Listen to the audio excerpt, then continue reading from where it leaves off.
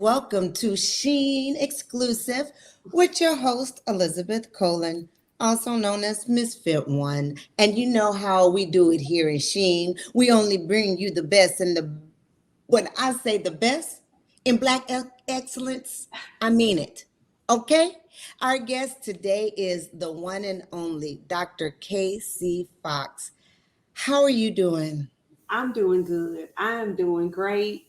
Stuck in the house today, but it's all good. We're going to make it happen. Right? Well, you are located. I have to get this on the record Mhm. because if people say I never heard of it, they can come back and play the SHEEN exclusive. What are you guys experiencing over there in Texas? They're calling it Thunder Ice. I Googled it. I couldn't quite figure it out, but and that's what it is. That's what we have. There's a mixture of sleet, rain, and snow. Oh my gosh. I know. I know. It's, Last week I had on shorts. that's Texas for you, honey.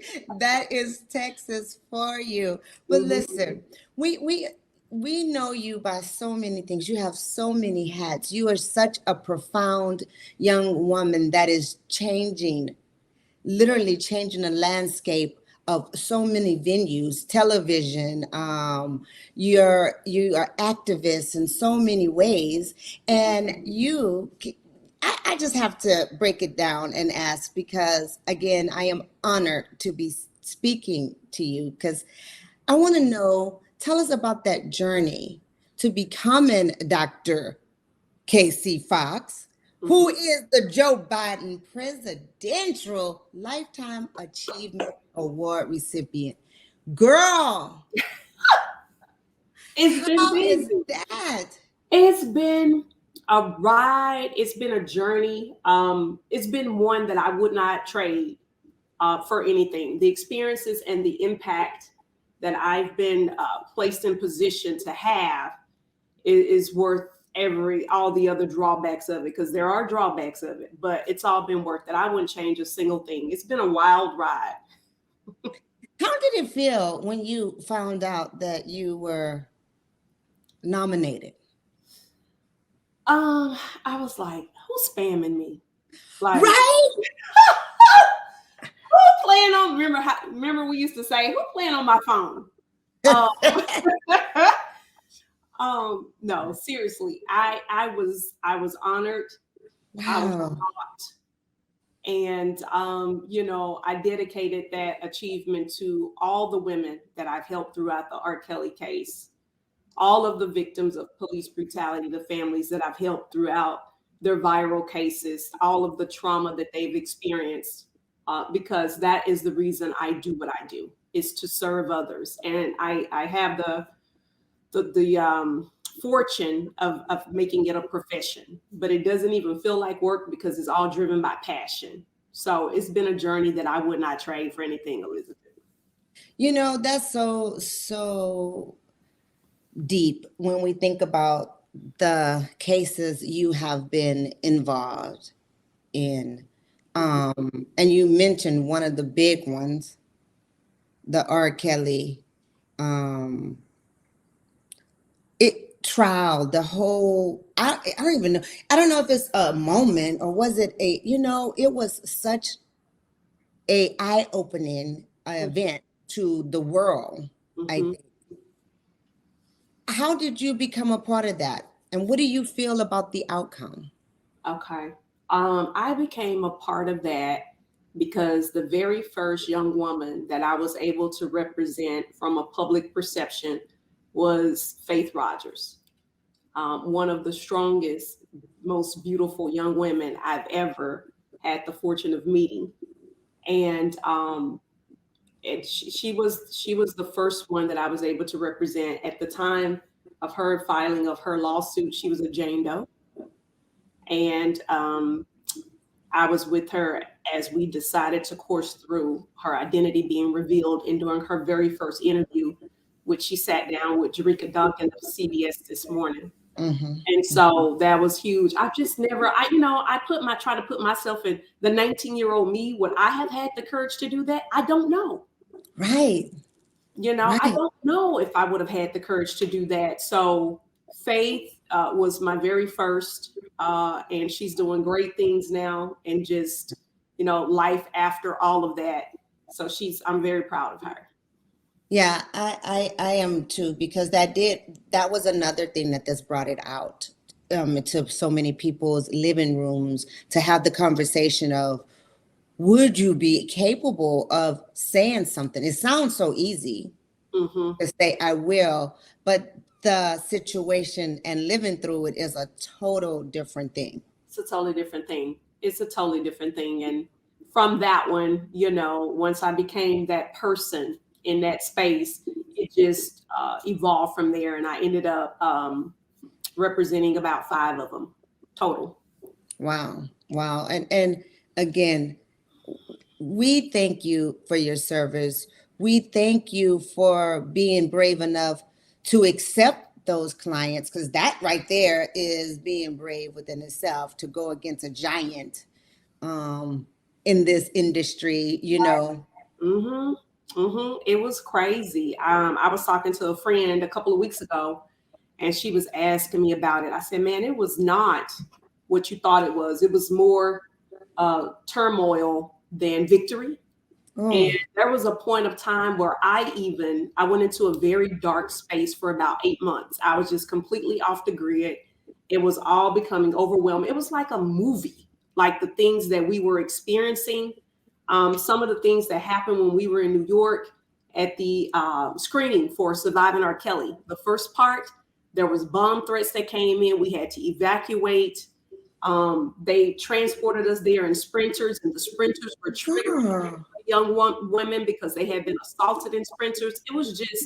It was something that I never in a million years could have imagined trying to navigate, just as a woman and as a right. mom myself. It was wild. I've never Wow. seen anything like it. It took me out for a while. It took me out And for a while. right. And it is so good to know that it did affect you, because a lot of times people like, wow, they have no heart. They could do anything. She coming up here doing this. So thank you for being transparent Hmm. and letting us know how you actually felt during that, because that had to be, like you said, one of the hardest things, right? Absolutely. And then, But these girls, most of them young enough to be my daughters. So I carried that too. There was points that I felt helpless, hopeless. I didn't have all the right answers to give them comfort. You know, they right. got to go, got to go to another deposition. They got to go, here's another press conference. It's a lot. It's a lot to hold. And so just trying to carry that and be there in their dark moments and still remain that professional that's going to advise and coach at the same time. It was just a lot. Wow, wow. And so let me ask you this, with all of that you went through, how did you finish strong in 2022? Oh, we gonna finish strong. Okay. We fall, but we don't stay down. Okay. We got up.